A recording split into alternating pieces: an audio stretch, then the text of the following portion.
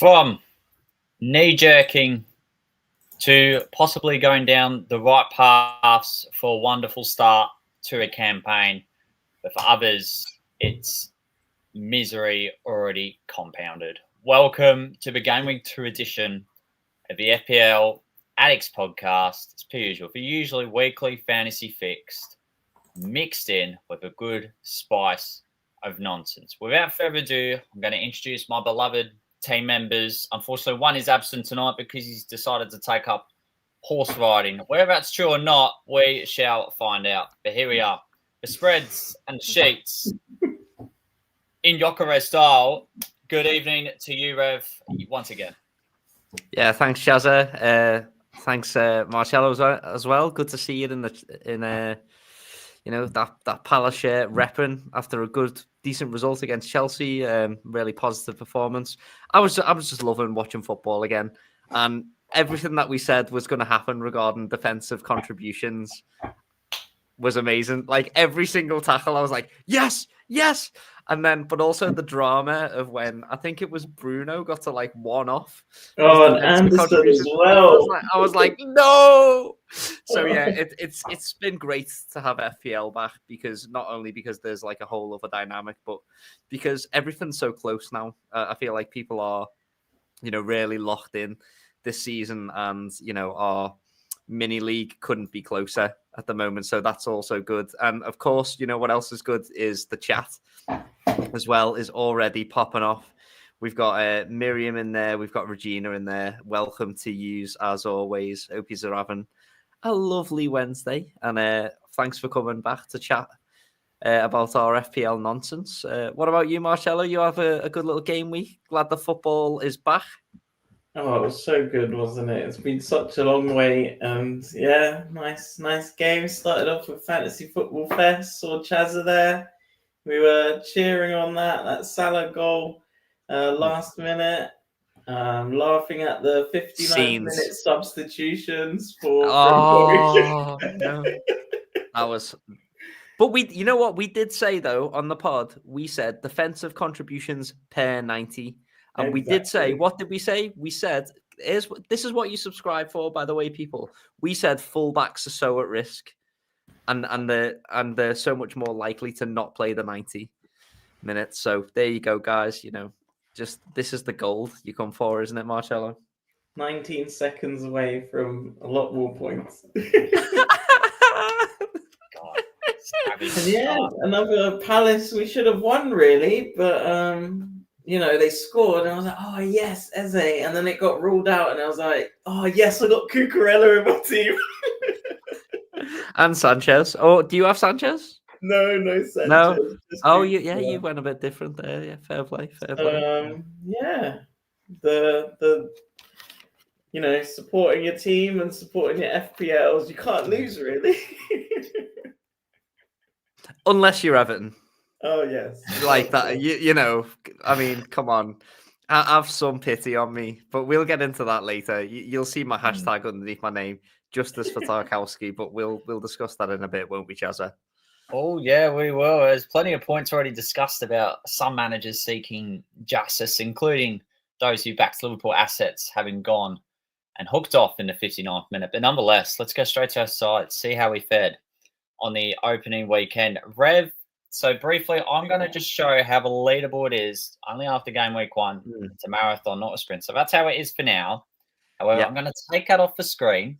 I'm going to let Rev put his own up. Or maybe I should probably do it, to be fair. Yeah. You've got the magic powers, Chaza. Awesome. Help yourself. Yeah, so I feel like it's not a great start, but it's a very solid start from this team here. I feel like I'm in the same boat as a lot of managers who went for Watkins, who went for Fernandez, who went for Palmer, who went for João Pedro, who were all looking at those assets and thinking, oof, it's a bit unlucky that they all blanked, to be honest. I don't even think it was necessarily a bad performance from Chelsea. And Marcello, you're going to love this. I just think it was an excellent performance from Palace. We're amazing. Yeah. Last week. Yeah, exactly. So yeah, that's really good. Van der Ven with the cheeky 6-pointer. Baby Reindeers with the 10-pointer. I'm sure we'll talk about. Got to be happy with that, surely. Podcast. I don't even think happy is the word. I think. I think I am going to use the E word for Reijnders. Wow. I think I'm going to use the E word a bit later when we discuss them. I'll temper myself at the moment. I might just be getting excited. But Tarkowski with the 4-pointer, defensive contributions monster. He's going to tick over for me the whole season. I think he's set and forget. Just off that one performance, even against Leeds, like he'd met his defensive contributions something silly like 70 minutes for a centre back. It was dumb. Like the amount of defensive contributions he was getting. Personally, I think we were absolutely robbed in that game.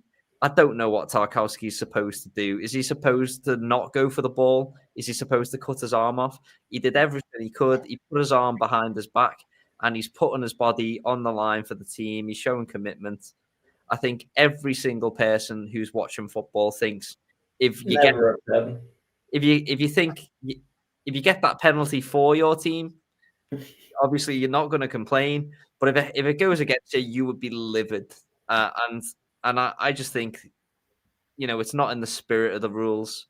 It discourages people from even going for the ball. You see every Everton player, whilst he's lining up for that shot, has their arms behind the back, and Tarkowski is one putting his arms behind his back as it's happening. So I've got no idea what he's supposed to do. And so I feel like I was robbed there of some clean sheet points and also some bonus as a result. And Chaza, just to say that, if Tarkowski did get that clean sheet, which I feel like he should have, if VAR maybe did its job a little bit better, and it's just my opinion, but, I think we would be maybe... No, I think you're on 60 points, Chaza? Yeah, so I think I would be top of our mini league right now, which would have been an ideal start. But, I'm not complaining. Looking forward to another game week. A little bit unlucky this week, especially with Marcellow as well, who was, again, so close to the defensive contributions. So, yeah, I've got no doubt that he'll start ticking over at some point. But, yeah, that's the team. Looks like my benching selections were all correct. So, yeah, looking forward to game week 2. Nice stuff, Rev. No, terrific start. If anything, love it.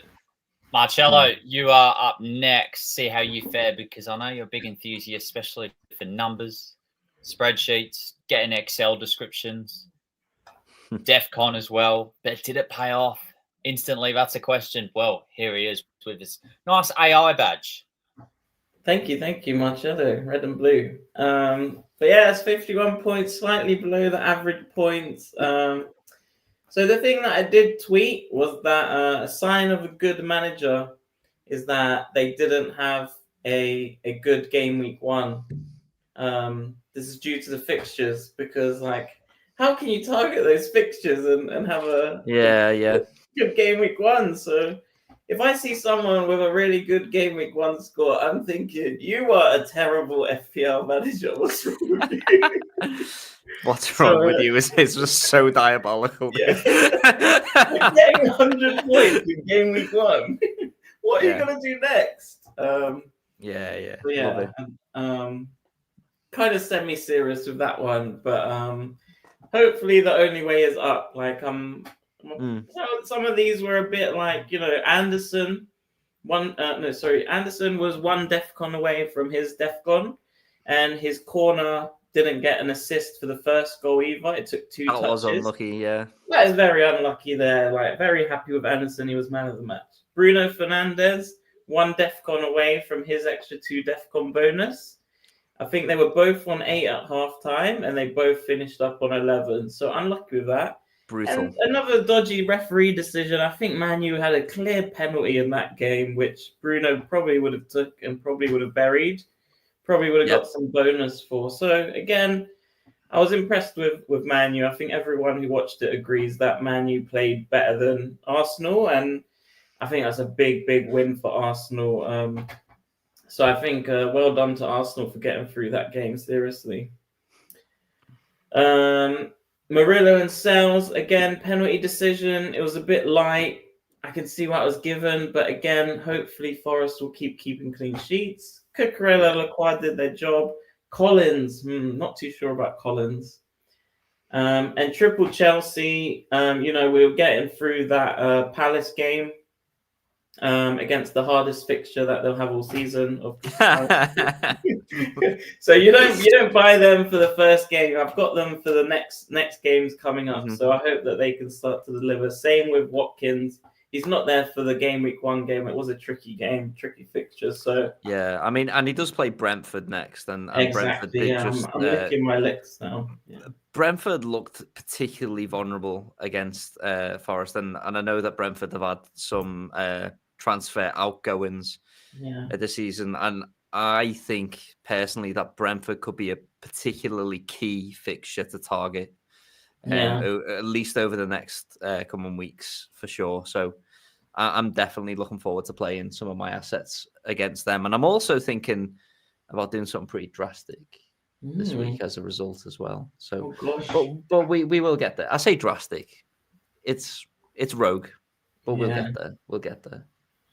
Well, yeah, my only mistakes I think were getting Collins in. Maybe that was a bit too risky, too much of a differential play, and I think not getting. There's a fine line between genius and madness, though, isn't there? Yeah, he's got good DEFCON. At least he did have, but we'll see what happens with them. I'll give it a few more weeks, but I'm definitely looking at him.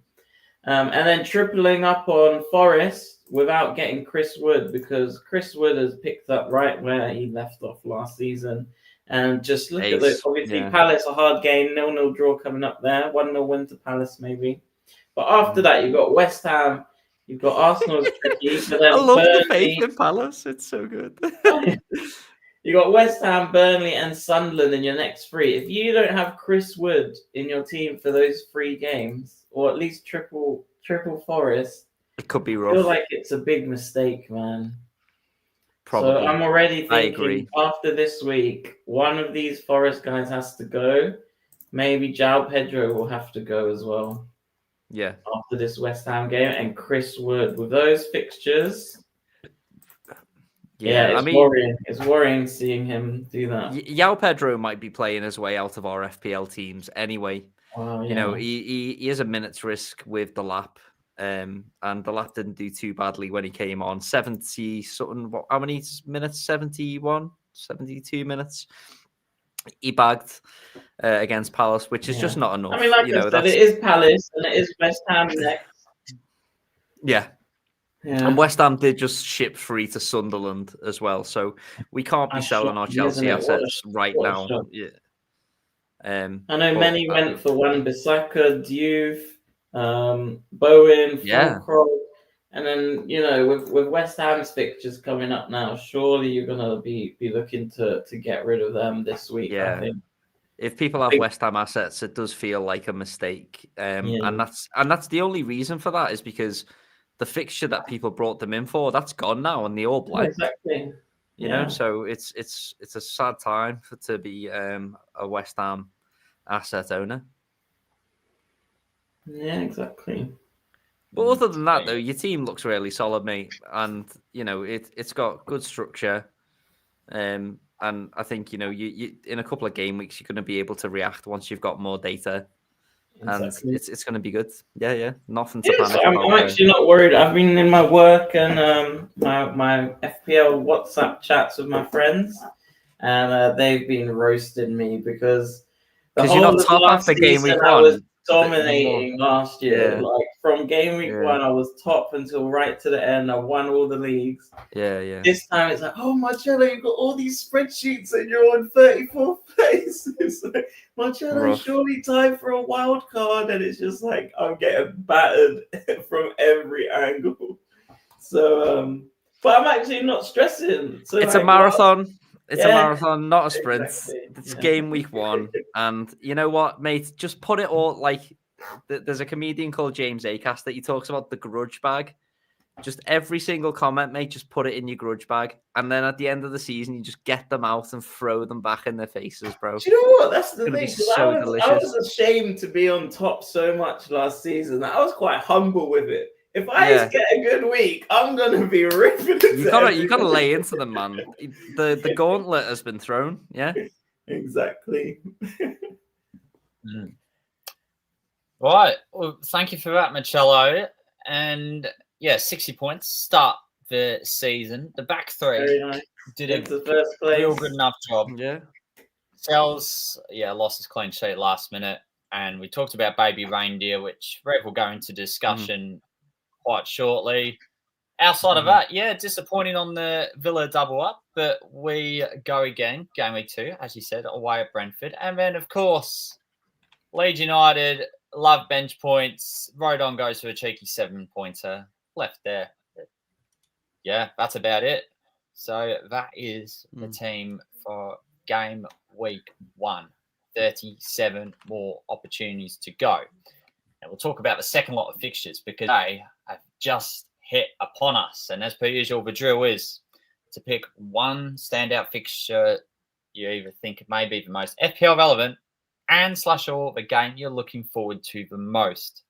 So I'm going to start because Rev just looks, he wants to be on the front foot the whole time. I'm going to let him go first. What's your pick of the bunch?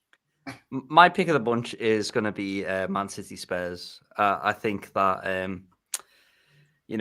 all eyes are on whether or not we all made a mistake. If Haaland goes and bags 2 against Spurs, which he very well might do, we're all going to be just going, oh, no. We've all made a mistake by going without the Nordic Meat Shield. He could be back. I think the addition of Tajani Reijnders has been a breath of fresh air. He's like Roy Kent from Ted Lasso. He's here, he's there, he's everywhere. Tajani Reijnders, he really is everywhere, and he was so key in like all the build-up play. He's just great. He's just absolutely great. So I've got some stats up from him here, and his expected goals were only 0.2, but looking at his heat map, it's like it's in the areas where you want an attacking midfielder. You want him to be, and then he also gets forward down the right quite a bit as well to get into those creative positions. His passing as well, expected assists 0.14, which is not great, but he's definitely more of an eye test thing. Like he just looked like so dangerous all the time, and he took some really key shots. So yeah, I'm looking forward to owning him. Looking forward to watching him again. Looking forward to seeing whether or not Spurs can keep a clean sheet. I'm not playing Van der Ven this week, but if Spurs keep a second clean sheet in a row, we'll all be scratching our heads going, what's going on here? Because even though 2 game weeks isn't a great sample size for patterns, we still need to collect as much data as we can. So Haaland, Reijnders, it'll also be interesting to keep an eye on Cherky as well, because if he starts to get integrated into the team, if he keeps performing the way he did when he came on, he's going to be impossible to drop. So yeah, we'll see what happens with them. Great shout, that Marcello. What do you reckon? Are you agreeing with the Reijnders limelight, or is it the attention elsewhere? Yeah, it's definitely a good start. He got good minutes. He performed well debut. But still early for me. I know his price rose immediately. But it is Wolves. He's got to do it against Tottenham, Brighton, and Man U and Arsenal next. So if you think that he can do it, then I think I'd definitely be happy if he was in my team. He's not going out for sure. 5.5 million at that price point. He could be this season's really seriously underpriced player. Would I bring him in? I knew his price was going to rise that first day. I got Anderson there. I'm quite happy with Anderson and his fixtures. So I didn't. Oh yeah, you don't get rid of Anderson, do you? I didn't do the move. If I had someone like Arias or another 5.5 or even a 6 million, I would maybe think about making the move. Probably I'd still roll no matter what, just until you can get like two free transfers. Yeah, and as Colm put in the chat, Reijnders a great pick until Pep benches him. Like, it's still very early. I don't think he is going to get benched, but you know what Pep Roulette is like. So let's just get through these 5 games. I can get away without owning him for 5 games. And then if he's just, 8 points a game average, 5 points a game average even by then, bringing in for Burnley, bringing in for Brentford, bringing in for Everton, that's a good 3-game run. You can think about bringing Haaland in for those 3 as well. For now, very impressed, but not enough to like jump on. I'm not reaching out for a transfer just yet. Yeah. And Marcello, your standout fixture, is it the same as Revs? Oh, there's quite a lot, isn't there, this week? It's interesting. Like, second place for me would be Liverpool-Newcastle with this Isaac thing. That's going to be so tasty. It's like, going to be such a hateful Monday fixture. night, bank holiday Monday, 8 p.m. at Newcastle is great. But I have to go for another big clash as a Palace fan. Palace v Forest. With all the drama that we 0-0 written all over that one. Yeah. Oh my gosh, that's gonna be, the crowd is gonna be amazing. I'm not going to that game, but I am going on Thursday to the tomorrow to the Conference League playoff, which is a game that Forest should have been playing instead of us. So in the Palace fan zone, there's a lot of resentment towards to Forest, to their owner, to the whole UEFA situation. We've got a chant, UEFA, fuck John Textor, fuck Mariankis. You'll be hearing Selhurst singing that on Thursday and on the other day against Forest, and I think that is going to be a tasty clash. Yeah, the Europa Conference derby, says Colm. Yeah, nice. I just want to give a shout out in the chat to Tenzin. He came in with comment of the week last week, and he's just in here with another immediate belter. He says Arsenal doesn't bottle things; they just put them in containers and leave them at the top of the table until someone else picks them up. Oh, Tenzin, it's a Wednesday evening, mate. Put the swords away. Put the swords away, bro. That's too brutal for a Wednesday evening, man. What a savage. He's just in straight away, just with the roasts of every team. He is. By the way, no one gets spared by Tenzin. No one. What a legend. Oh, yeah, big shout out to the chat, as Rev mentioned earlier. It's great to see so many comments coming in. So thanking you all. Right. My standout fixture, very briefly, is West Ham versus Chelsea, a complete opposite scale of Marcello's choice. It's a huge night for Chelsea attackers. So underwhelming against Crystal Palace. Cole Palmer, over 50% owned by managers. Same with João Pedro. It's a thin ice sort of match because they're Fulham at home next, followed by Brentford away. But will that prove too short of a time lapse for managers wanting to show patience? So that is the fixture lot. Bit of laughter everywhere. And what about the laughter? In terms of the transfer traffic, who will be having the last laugh after all? So here's the transfer traffic, a top 5 ins and outs. And as per usual, our drill is to just go over with panel members to see if they agree, disagree, or even a surprise with some of these picks in there. Marcello, to you first, both ins and outs. Any particular surprises? Surprises? Gosh, I've sat down at work Tuesday, and the guy next to you said, "I've made my transfer already." I'm like, "Bro, already? How are you knee-jerking? Like, please tell me you've brought in either Semenyo or Wood. They're the only 2 people that I kind of rated." And he's like, "Nah, mate. I've gone for Ballard." Because he's going to get 17 points every week, isn't he? I mean, that is just the definition of points chasing. Like, yeah. I get the fixtures are still great. They've got Burnley, then Brentford, then Palace, Well, Palace is a bad fixture, obviously, because they're the best. Well, yeah, Palace is bad, but those 2, like, I get it. But if you think Ballard is how long are you keeping these in for? Is this like a 2 week and then you're gonna move him on again, or I mean, yeah, he's 4. Is it 4 million? 4.6 now. He's risen, so I don't even think he got him on the price rise. No. Oh, That's painful, bro. Like, and I think Sunderland, newly promoted, wanting to really come put the on. foot down in the Premier League. Then I don't believe they're going to do that every week. I would love for them to prove me wrong. And by the way, there is always one team that comes up, apart from last season, but every other season, we've had like the Sheffield Uniteds, we've had the Leicesters that come up and start wrecking face and doing really well. But I'm not even sure Sunderland did that great. I just think West Ham were poor as well. I think West Ham are really poor, so I don't think he's going to get that 17-pointer every week. Those are 3 seasons ago Reece James level numbers. Gosh. But that's not going to happen. Yeah, right. So that is surprising. I think what is a little bit surprising to see an Ekatike in there as well. With the whole Isak saga. By the way, I was watching the Liverpool game and I was thinking, if they don't get Isak, they'll be fine. Yeah.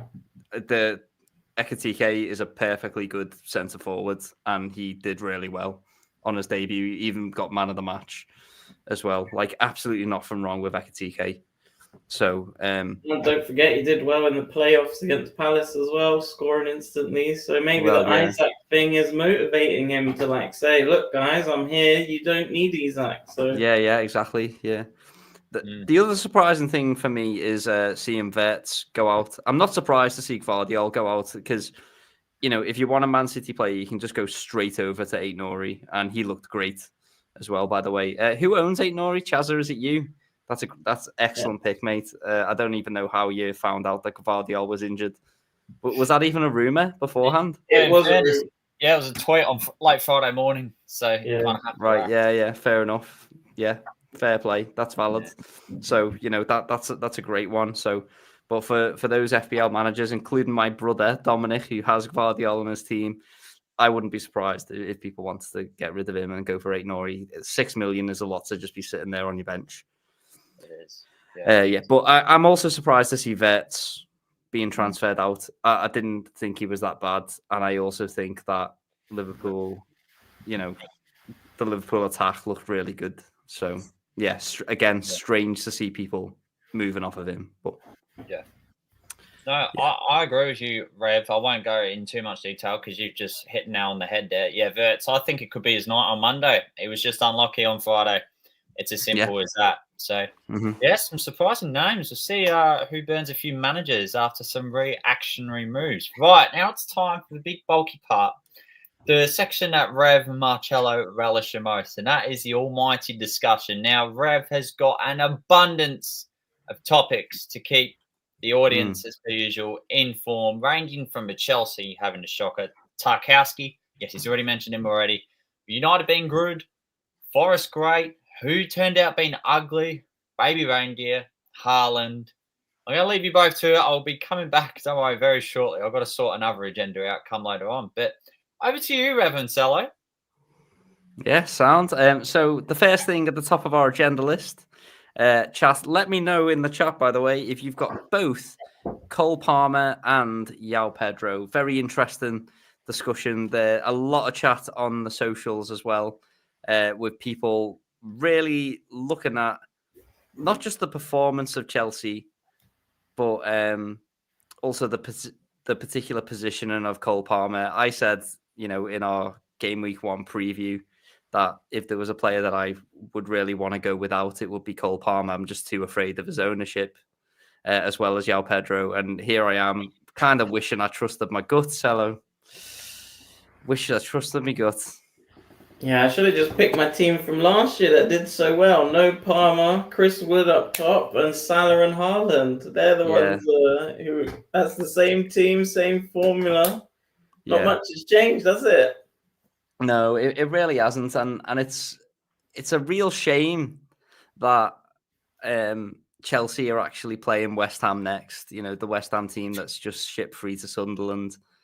I think that if it wasn't for that, if they had like a slightly tough fixture next, like let's say they had like a Spurs or a United, you know, one of those like teams that are going to be sniffing around the European spots, or at least you'd think they would be. You know, if they had one of them, I think a lot of us would be thinking, how do we get to Haaland? You know, how do we get to him? Because he didn't look like a £10.5 million player, did he? No, but you know, that's why you pick them. You pick them because he's got West Ham, Fulham, Brentford next. That's why he's got such high ownership. And you know, don't everyone stay calm. Don't panic too much after one game week. Mm-hmm. It was Crystal Palace, like we said. You will be rewarded in the next 3 weeks, and then if not, that's the time to get rid. I think after that Brentford game. Yeah, Hold fair enough. firm. Yeah. All eyes are going to be on João Pedro, though, as well, because if, you know, he gets reduced minutes again, let's say he doesn't return, I think a lot of us are going to be, you know, quote unquote, getting some wood, you know. So in the chat, you know, let us know what you're hoping from your Chelsea assets, and do you have an escape plan? But, you know, hopefully, as Marcello has said, you know, we don't just pick our players for one fixture. We pick them for 5 or 6, don't we? And then we hope and pray, hope for the best. The next thing we've got on our agenda is Tarkowski. He was robbed. I mean, I've touched on it earlier. Marcello, just give us first an unbiased opinion on what happened there. Okay, so basically, I'm Tarkowski. This copy of Pokemon Y will be the ball. And then the ball comes over, it's flying here, and then he leans, he chests it with this part of his arm, he makes a great block in the box, ball clears out, and then the ref's bloody blowed his whistle. The ref didn't even give it, it was the lino. What the heck is that lino seeing? He's given the penalty, and then they've said, VAR's checked it and said, Leeds, you just come up. You need a bit of hand to beat this Everton team who don't look like attacking, just love defending and getting DEFCON points. You can have a penalty. Off you go. Enjoy it. Yeah. As Gary says in the chat, handball ref, my arse. Thank you. You know what? Like, I've been sat here like questioning myself. Like, is it just me? Am I just being biased? Is this just like Mikey, the Everton fan? You know, Rev just praying, hoping for the best for his team, but I don't like. What's he supposed to do? Like, is he supposed to amputate his arm? Like, he literally, as you know, you've done a demonstration here, so I'm gonna have to like do a demonstration that he's put his arm there behind his back. You know, he's not like stretched his arms out. You know, he's not done that. He's literally put his arm behind his back like that, and then try to dive for the ball. He's you know, and this is something every football fan likes to see, is watching, you know, your players put their body on the line for the shirt. And he's done that. He's been extremely brave. He's getting us DEFCON points, you know, he's getting us a block, you know, clearances, blocks, interceptions, tackles.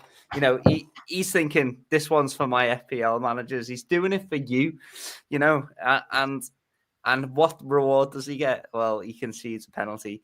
Yeah. I personally think it's never, ever a penalty in a million years. It's not in the spirit of the game. It's like, it wouldn't surprise me if Tarkowski comes in next week with an amputated arm and just goes, yeah, go on. Like, what am I supposed to do with it? Like, what am I supposed to do with it?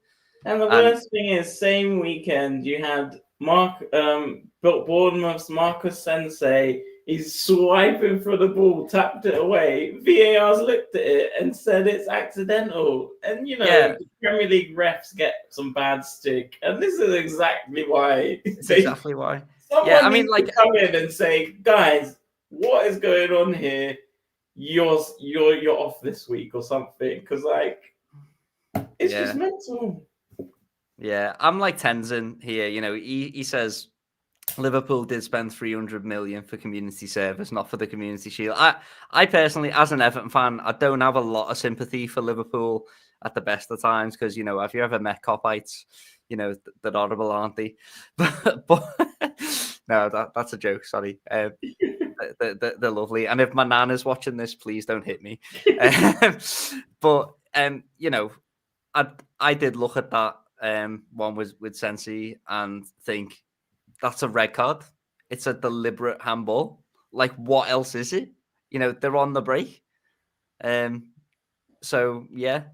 And Colm, you've gone fishing there, mate, but you're just highly accurate. I think, Everton notoriously start the season badly, but I thought, looking at the league table since, David Moyes took over, we are 6th position since Moyes took over. And so, I thought at this point we'd just be a good side. We'd just be a solid side. But I also think that we were really missing Branthwaite and Mikalenko as well. I think that was a big loss for us. And so, yeah, Tarkowski was robbed. And those two injuries were enough to put me off Tarkowski, and I ended up getting Keane instead on my bench. Yeah, and it does make a difference especially without Branthwaite. Yeah. Collins with 0 points on my team the day before, and Keane was sitting on a 6-pointer on my bench. So I was celebrating when that penalty was given. I was like, that's never a pen, but I was up off my sofa celebrating. Yeah. But it was injustice. There was no justice. I mean, Tenzin with another banger. He says, after that game, I'm convinced Everton's best striker is still Tim Cahill's ghost. That's brutal, that one. It looked awful, didn't it? It wasn't a good game from him. And then Tieno Barry came on and he was kind of absent. Yeah, he did as well. Too much. Jack Grealish came on and I was just going to do something.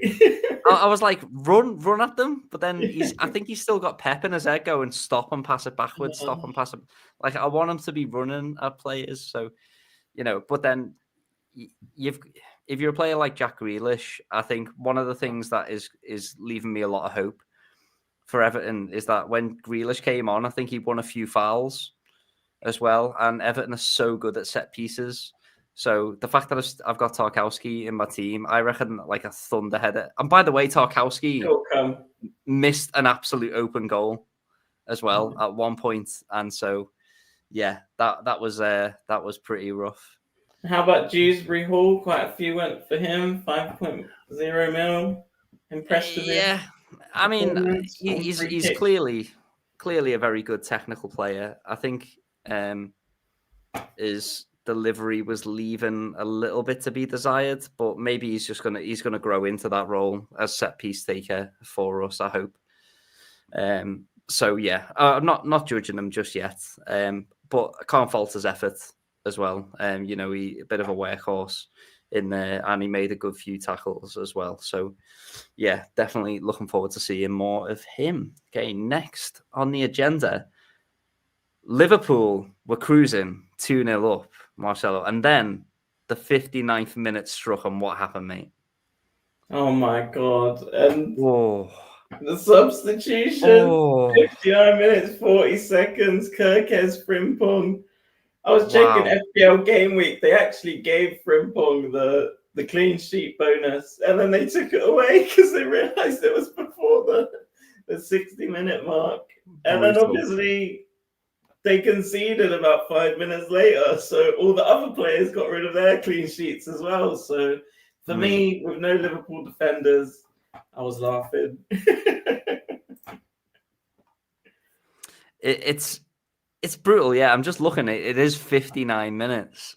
Like it's like it's like the FPL managers are just getting so close, and then it's all getting taken away from them. But as I say though, at the start of last week, the meta has changed. Most effective tactics available. The meta with now 5 substitutions being available in the Premier League. Some of the first players looking to be subbed with the with our FPL teams in mind are going to be wing backs, because wing backs have to press so high up these days. That it's not that they don't have the stamina. I just don't know anyone in my whole life who can sprint for 90 minutes. They're not going to make it to the end of the game. Most fullbacks aren't going to get that. And even then, going into season, when Europe starts, when Cup game starts, when we're going to be seeing rotation, I think fullbacks and wingbacks are going to be the first to see their minutes. Just positionally, that's it doesn't matter how good the fullback is. Liverpool looks so defensively solid for 59 minutes. And then they took off their 2 brand new shiny defenders that they spent a lot of money for. And suddenly they look vulnerable, didn't they, Marcello? It was a carbon copy of the Palace game in the Community Shield, wasn't it? Yeah. Similar sort of thing happened. They took their players off and then they throw it away. It's worrying for Slot. He might not have such good people in backup, but I think that this week they will have Gravenbach coming back, and that is definitely going to help them out defensively. I think they've got through the tough period of his suspension and out for the Community Shield, but he will keep things in order now, I think. And then that just leaves the question: who's going to get dropped from that 11? Is it going to be Szoboszlai? Is it going to be Gakpo? Wirtz? It's not going to be Salah. It's not going to be McAllister, I don't think. So Wirtz, Gakpo, or Szoboszlai? Yeah. I think particularly what was getting noted by the commentators, and also I saw it myself, is Konate. His performance was particularly poor. And I don't know how you're going to feel about this, mate, but the rumours are that Liverpool are in for Gueye as well. So that'd be a big loss. Was there some beef at the end of the Palace game? Yeah, that was a bit weird, wasn't it? I kind of called over Gueye, and then he kind of ignored him. I don't know if he kind of, I don't know, wanted to do something for the cameras, and then Gueye wasn't having any of it. Quite like what was it, Roy Keane, his commentary on it. He was like, save it for in the tunnel. You don't need any of this theatrics. Just get down the tunnel, have a private conversation. You don't need to do it in front of the cameras. And I kind of agree with him, which is a bit strange because I literally love everything Glasner's ever done. But that was a weird moment, wasn't it? Yeah, it was particularly strange. I do think that certain managers will look at someone like Pep Guardiola, see the way they get their arm right around the player, and then just like chew their ear off for like 5 minutes at the end of a game. And then the thing is, though, a manager like Pep Guardiola, like, unless the player reacts really well to them, then you know that player is going to have to take it in front of 50,000 people and just get totally dressed down. But I agree with Roy Keane. Actually, that kind of stuff should be happening in private, man, and it's not a good look. And I don't think that was the greatest move from the Palace manager.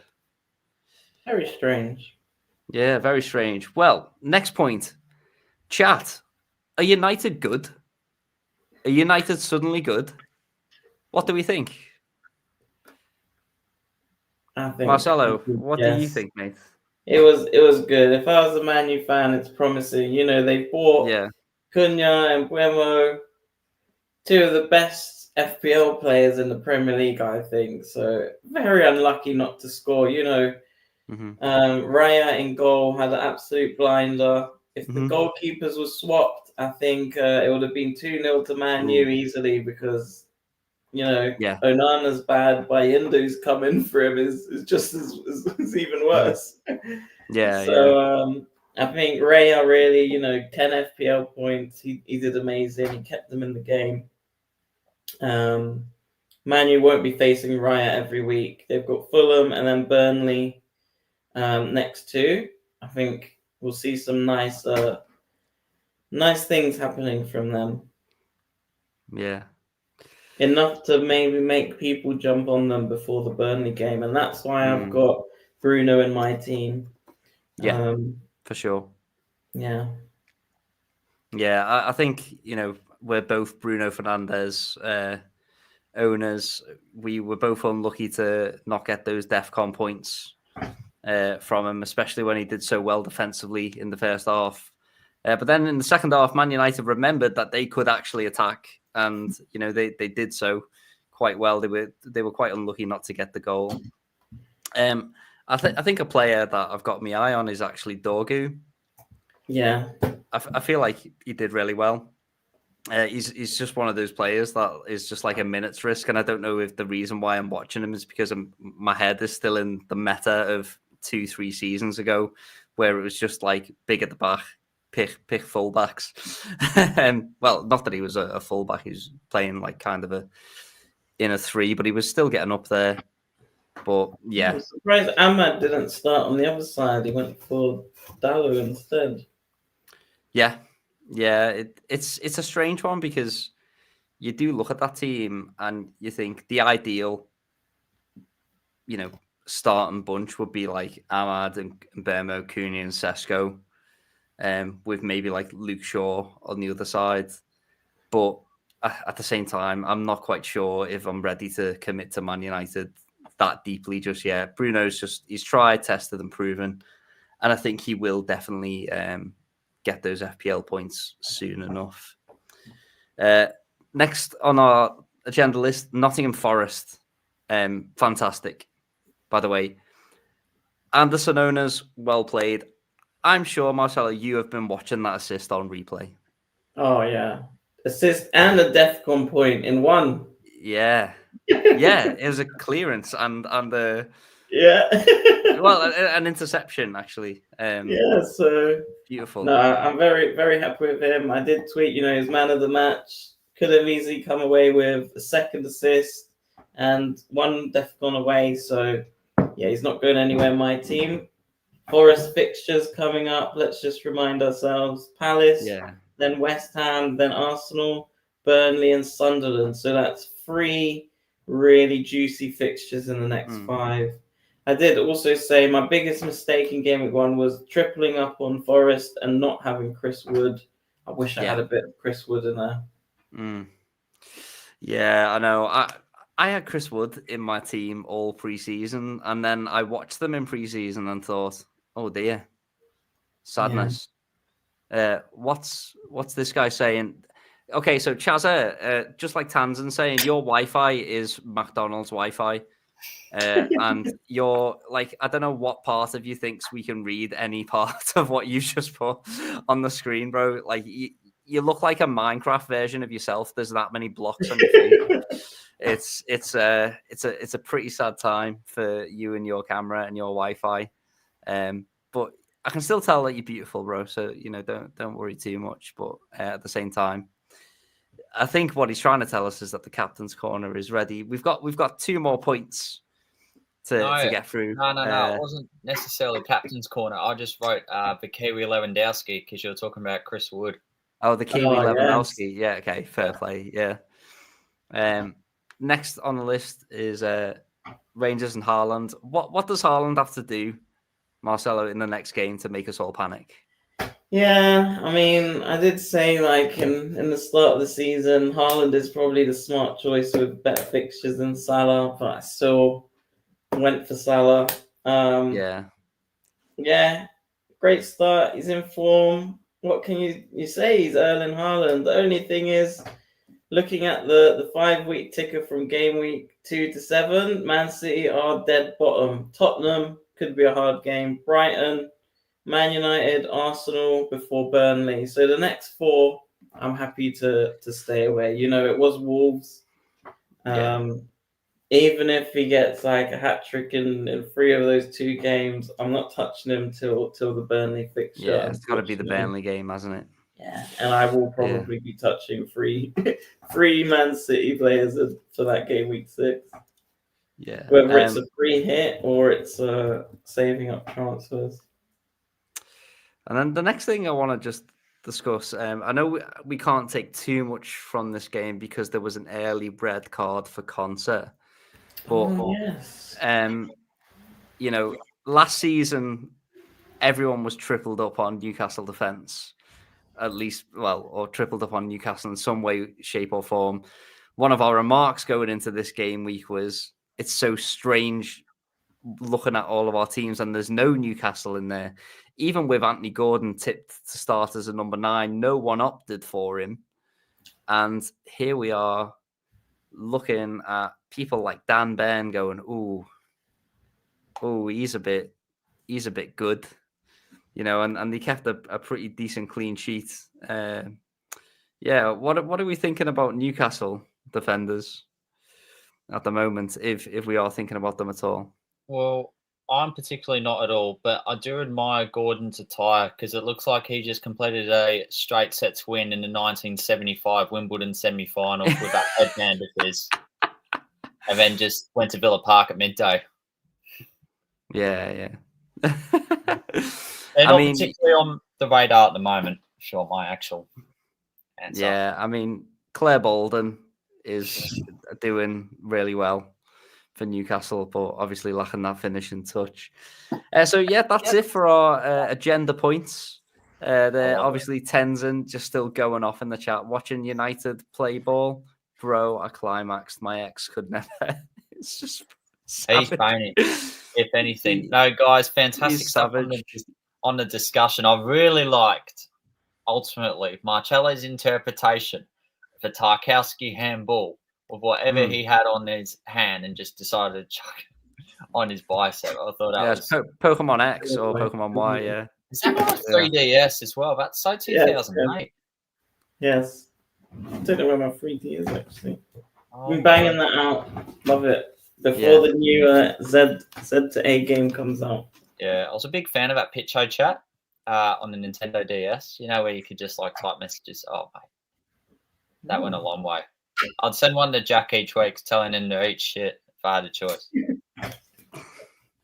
Right. Yeah. It's time to do our sides before we go Reijnders, because they love a good elaboration. That's what we love about this pod. I'm going to briefly read while he's on his horse riding competition this evening. Now, it looks like... Tory behaviour, that, by the way. Reidy, lose your Scouse card, going horse riding. That's Tory behaviour. My man votes for reform for sure because he's going horse riding. Right. Utter woke nonsense. Utter woke nonsense. The same can be said for his FPL team because I just love backing him regardless. Dubravka in goal. He's gone 3-4-3 and Reijnders on the bench. Very briefly, guys, what do you reckon? Reijnders on the bench? Yeah. Did he watch him play? Did he watch the match? Okay, I'm going to use the word. I know I said I might not use it. Guys, I'm going to look in the camera. I'm going to say Reijnders is essential. Oh, my God. He's essential. He's 5.5 million, and he bossed it. Absolute baller. And I want to ask you if he's essential at the end of game week 5. Cool. Yeah, do it. And if I'm wrong, I'll hold my hands up. But I just think, don't look a gift horse in the mouth. Gary says, what a team error, but who's he going to bench? You can't bench João Pedro against West Ham. You can't bench Evan Nilsson v Wolves. You can't bench Watkins v Brentford. So 3 are starting. Saka v Leeds, you got a captain, either him or Palmer. So it leaves Wirtz, Gakpo, or Reijnders. And like we said earlier, with Gravenbach coming in, one of those two I think is going to get benched. Or it could be Szoboszlai. Wow, so do you bench? Do you roll the dice? Do we have a slot roulette? The slot machine. The slot machine. What? So you got to play the slot machine and bench one of Gakpo and Wirtz. Gary's benching Wirtz. Oh. Interesting. Well, yeah, that's what he reckons. Well, what an interesting team, Reidy. Thank you for sending it through last minute. But boy, oh boy, despite all the talk, Reijnders on the bench. Enough of you. All the best, not quite for your horse riding endeavours. But Marcello, you are up next. You look ready. You look roaring. Here we go. Let's see. Let's have a yes or a no. João Pedro v West Ham. Why? Yes. Watkins v Brentford. Very Yes. yes. Palmer captain v West Ham. Oh, No. no. Salah v Newcastle. Yes. Yes. Bruno v Fulham. Yes. Anderson v Palace. Is he going to get Yes. DEFCON? Yeah. I hope so. Yeah. Sales v Palace. Yes. Yeah. Oh, I could play Dubravka against Sunderland. I have not even considered Sunderland just scored 3. They're like an attacking Okay, team. forget They it. might You're lose right. every. You're They right. might I'm off lose that. every game. Yeah, yeah. Like 3-5 or something. You know. Cucurella West Ham. Yes. Yeah. Murillo Palace. Yes. Lacroix Forest. Yeah. Nil draw hopefully. And Collins. No, Villa, no, no, Keane. no, no, no, You want me no, to no. bring in Keane against Brighton? Yeah. Or I could bring in any of them. Krupi v West Wolves. Who's your other striker? Yeah. Krupi versus Wolves is fine. Also, I wouldn't touch Brentford defense with the barge pole. I right don't now. think I should touch. I don't think Collins should go in. He might get DEFCON though. Yeah, when he concedes 5. Gary says bench boost. Oh, Keane v Brighton. Are you You keeping a can't clean bench sheet? boost that, mate. You can't bench boost No. that. Josh King v Manu. I don't think he's ready to come in. So it's either Keane or Krupi for Collins. I think I play Keane. You know, I think Keane is fine. at home, your first one in your new stadium. Yeah, exactly. Oh Yeah. gosh, well that's what he's there for. Mm. So there you go. I think the only no was Salah, so I'll sell Salah then. And by the way, my no for Palmer was for captaining him. Like Okay, I thought so. him for being in your team is perfectly fine. Do you know what the worst thing about Palmer captain is? He plays on Friday night. Oh, yeah. So if he messes up, that's the weekend ruined. Weekend ruined, didn't it? And I've got to wait until Monday night for Salah to come in. For him to come and ruin your game week. Mm. I've got a feeling Yeah. about that Newcastle game. I reckon the Newcastle players are going to want to kill every single Liverpool player. You know, yeah, they're going to be out for blood. Like they've ruined the whole summer. They've divided the team. They have. It's true. You know, the dressing room is split in 2 over this Isaac thing apparently, and you know it's going to be brutal. So then am I captain in Watkins or João Pedro instead? Watkins. Really? Yeah. Bench Collins, captain Watkins. I'm going to have to think about this. Gosh. Love this. Well, by the way, my hands are up here. You know, I'm not making changes to my team. There's your But team. Take look it at where away. look at where that armband is. You know, Reijnders. Watkins. that captain's armband is on Watkins. Oh. I just watched that Brentford game and think you got to strike while the iron's hot. You know, Yeah. you got to get it while it's good. And you know, Aston Villa, not necessarily a bad team at all. We're unlucky to lose a man like so early on in the game. True. It's not a reflective sample size. Yeah. And it's not reflective of anything that we expect. So you know, Watkins, who's outscored Haaland in the past two seasons now, has he outscored Haaland in the past 2 seasons? Am I correct? Am I wrong? Yeah. It's the obvious pick. Gosh. Not the Palmer. No, Watkins is the obvious pick for captaincy. Gosh. I think you're right. I think it's clear. And I've got Mo Salah in my team. I just think that Newcastle game is going to be absolutely bloody. I think it'll be so scrappy. It might be a 1-0. Maybe it'll be Salah who gets the goal. Maybe it'll be Anthony Gordon.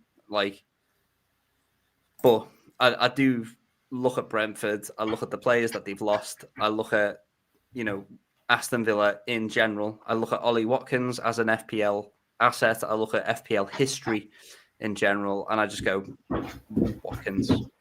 I didn't need, when I put the armband on him at the end of the game week on Sunday night, It hasn't moved off him since. I was just like, yeah, it's obvious to me. But I don't know, chat. Am I being an idiot? But other than that, though, we've got Esteve coming in. He'll play this one game. I'm definitely not going to double up on Burnley defense. That would be silly. That would make me a very silly goose. I'm just going to stick with Sanchez. Even though the clean sheet odds aren't great, we still looked at a very toothless West Ham side. So, I'm just going to hedge my bets there. One big surprise, you're not benching Reijnders. No, why would I bench the man of the match who's just played for Man City and got a goal and an assist? He's in form. We'll have Reidy to answer that for you. Yeah, we would. I mean, to be fair, I do hear your point though, Marcello. Like, who does Reidy bench from that team? But for me, we've got to treat Reijnders right now like we would last season's Cole Palmer. He might be 5.5 million, but he's playing like a 10.5 million asset in one of the best attacks in the league, and he's in form. So. Even Anderson, Van de Ven over Esteve. Yeah, totally. Anderson, Man U. If you weren't too impressed with Man U, Ndai, are you happy with Ndai playing? I guess. Okay, so I'm like a high ceiling kind of guy. So what I don't want to do is put in Bruno Fernandes with Esteve. 1 second, sorry, I've just got someone at my door. Give me a moment. That's fine. Sorry. No, that's all right. Someone's come at the door. It's probably Reidy because he's heard the protests of Reijnders getting benched. Reijnders off. Yeah, I tell you what, it's a cracking side. 3-5-2. I love what can shout, especially. So, I was just wrapping up your part. Sorry about that. Yeah. No, that's all right. Was that Reidy? Hearing about the Reijnders protest. Yeah, no, all I was saying was I don't like playing players against each other.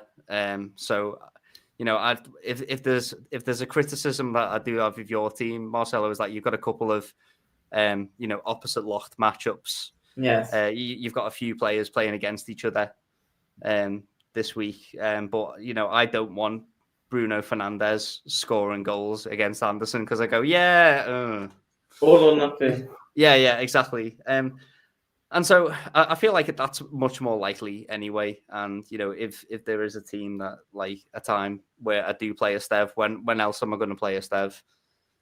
If anywhere. Van de Ven, he's not going to get a clean sheet against Man City. Well, you don't have to play Esteve.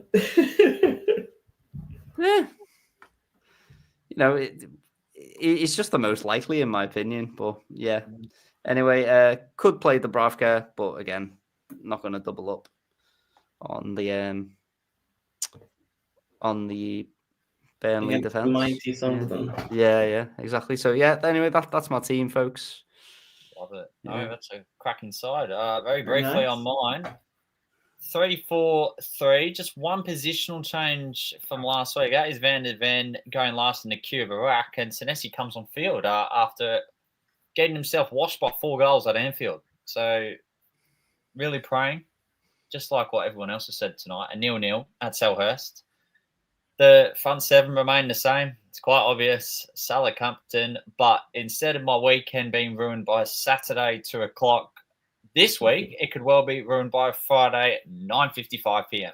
because you've got 3 attackers. I look forward to 3 blanks. Thanks for coming. Wait, what? We've got Bowen, Pedro, and Palmer. Oh, yes. Oof. I think they'll do well, though, surely. On that big West Ham pitch. Big, yeah. Size matters. It is good, isn't it? This is just so strong. Senesi v Wolves. Wolves, what did you think of Wolves? You scared of Strand Larsen or Arias at all? Oh, yeah.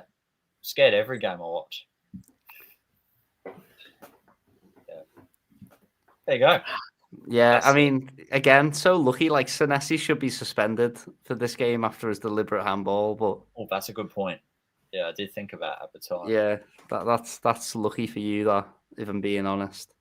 Yeah.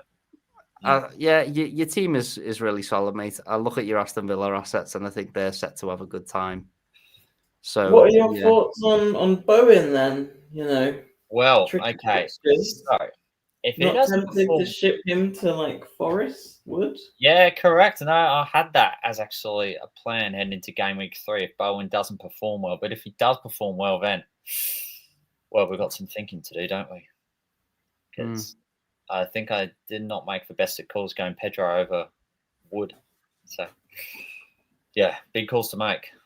Or we go with three transfers heading into the international break. Who knows? Plenty. Yeah, it's a good side, man. But I don't think any of us are blinking yet. So is anyone making a transfer? No chance. No, I'm not making a transfer either. Common sense says roll where you can. I just reckon, well, as you said I do earlier, think, you built it. I do think for Chaza, if I had Bowen, my plan was going to be to sell him game week 2 or 3. So, yeah, especially after seeing Chris Wood. yeah. Palace play Thursday. When is the Forest game? Is it Monday? Sunday. So we don't You're have playing a tomorrow night. That's why. That's how the fixture works. Yeah. Thursday, So it's Sunday. Thursday to Sunday. Isn't too long to recover. Both at home, I guess. So I guess that helps. Well, in fairness, the match on Sunday will still be a recovery because it's going to be a 0-0. No one will do much. Yeah. Seems strong. And if it's not, you'll just bring Chris Wood in for West Ham. Yeah. Oh, spot on. Right. Captain's Corner. Very shortly. In fact, now let's do it. Mohamed Salah away at Newcastle. If you want to save all of the best glory, like a gold rush back home in Victoria till last, Mo Salah could be it. 4 goals and 7 assists in his last 6 league encounters against Newcastle. Ominous to say the least. Newcastle in all competitions have gone 9 games without a win. Speak of torture. Cole Palmer, well, he could provide more torture to managers if he decides to blank. But the stats, well, they're questionable. Bahamas are shipped to 3 away to a newly promoted side last Saturday. In addition, Cole Palmer has registered 3 goals and an assist in Chelsea's last 10 goals, having scored in all competitions, with something associated at stake, not including club friendlies. In his 10 London derbies last season, he managed 5 goals and 2 assists. Ollie Watkins. Now, Rev is striking the iron while it is drop it like a tar. 6 goals and 2 assists in his 7 league appearances against his former side in Brentford. In addition, Watkins has scored in his last 4 league appearances against the Bees. No team conceded more big chances in game week 1 than the Bees, and that was with 4 against Nuno's men. Bukayo Saka at home to Leeds. Not much from a statistical standpoint, but a great alternative nonetheless. A favourable fixture. And in Saka's first 4 home fixtures last season, he managed 4 goals and 3 assists. Could he possibly carry on the trend? Well, he has to deliver on this occasion. Saving the best for last, possibly, if you want to go proper outsider. Erling Haaland at home to Wolves. Now, the Norwegian achieved an XG, which is expected goals, of 1.99, which was the most of any player on the opening day. In addition, hey, remember that home game against Ipswich last season in game week 2? Scored a hat-trick. Could apply again. His 6 shots in the box was the best effort he has accomplished as of such since game week 19 last season away at Leicester City. Back to the studio we go with my beloved enthusiasts. These two are the absolute governors. They have carried the conversation tonight, and rightly so, with their wonderful discussion segments. I'd like to thank them both. And Bosch. Yeah, nice one, Chaza. Good captain's corner, as always. A lot of food for thought there. And so, yeah, I think it's going to be one of those game weeks where I think you maybe can go a little bit differential and potentially get away with it. I know that's what I'm certainly hoping for. Chaza, who's your captain this week? Is it Salah? Still Salah, I think, at the moment is probably the more common sense one too. Yeah, and Marcello is on the fence. I can smell it. I can smell the indecision. Watkins is a great shout. Yeah, Marcello's muted as well. I've changed it to Watkins. Yes. Who did Team Brentford Watkins. play last week? Forest. If Wood can score twice against Brentford, surely Watkins can too.